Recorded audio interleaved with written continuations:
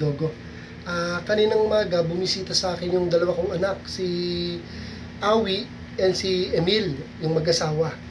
So, ngayon naman, parating yung panganay ko, yung vlogger and YouTuber na si Clarity Third. Bibisita yata and magdadala ng konting salo-salo. Hintayin ko lang po muna sila, mga Kadogo.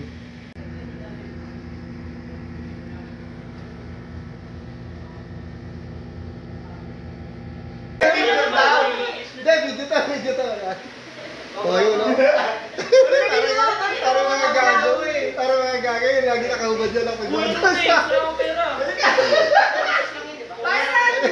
Kunyari nyo, pagmadami ng pagbatas ko. Ayan, hello. Halika, kain tayo, kain na. Patingin, 50 pesos. Wala po ng aking anak na pangalan, si Clara dito. Di ba nakakawin? Ay, simpleng kainan. Sabay-sabay lang po kami, mga Kadogo. Ano to? Lumpia, tsaka Yung si Mrs. Logo, pagkain, mumulay mo nga. Pamula-mula ka, pagkainan ah. Kumain mo na ba siya? Wala mo tayo sa plato nga. Kumain muna tayo. Kain na. Kain ulit tayo na. Plato ba? Wala akong plato. Kain mo na? Kasi Bella, sumilang ko ba natin?